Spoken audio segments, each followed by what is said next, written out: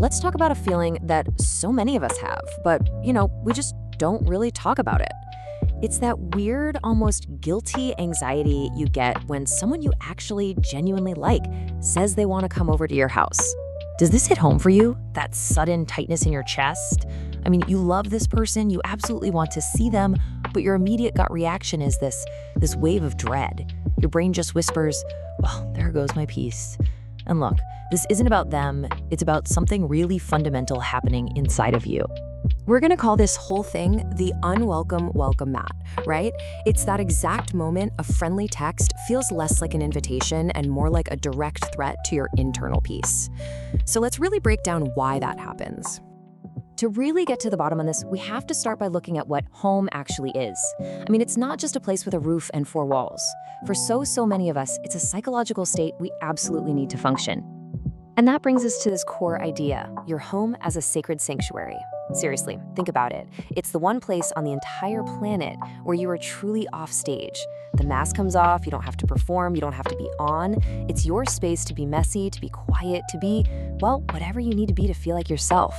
Okay, so if your home is this perfectly calm, sacred space, what happens when someone else enters it? Let's use a little metaphor here to explain the disturbance that even the most welcome guest can cause. Just imagine for a second that your inner peace, that mental quiet you crave, is a perfectly still, calm pond. It's reflective, it's silent, and it's deeply, deeply restorative. This is the state your sanctuary lets you exist in. Now, think of a guest, and this could be your best friend in the world, as just a single small pebble being dropped into that pond. It's not a boulder, it's not malicious, it's just a pebble, a disturbance. But here's the thing, even the smallest pebble creates ripples. It breaks that perfect stillness. And those ripples, they disturb the profound silence that you fundamentally need to recharge your internal batteries. But it's not just a passive thing, is it?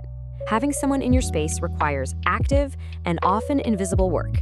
And that brings us to what we can call the performance of hosting. I mean, just look at the contrast here. When you're alone, you are recharging. You're unfiltered, you're at peace. But the second you switch into host mode, boom, the mask is back on. You're performing, your energy is actively draining, and you're on this constant low-level alert, making sure your guest is comfortable.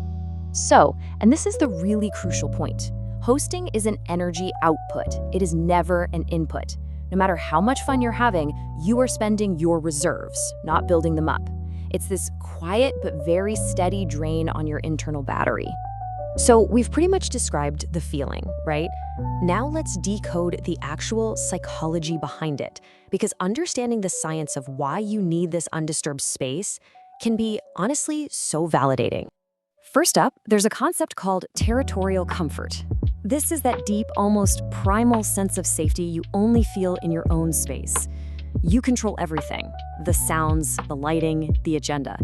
A guest, just by being there, changes that dynamic. You're no longer in complete control. And second, we've got social energy recovery. Now, this one explains why the sanctuary is so non-negotiable. For a lot of us, especially if you're a bit more introverted, socializing costs energy. The only way to get that energy back is through complete and total solitude. So when someone is in your sanctuary, that recovery process is officially on hold. So what's the big takeaway from all of this? Look, this feeling is not a flaw. It's a signal.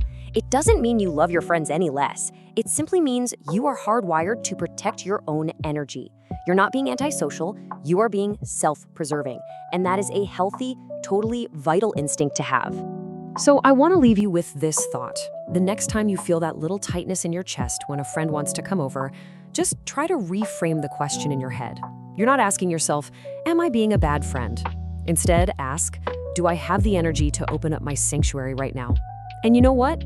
It is perfectly okay if the answer is no.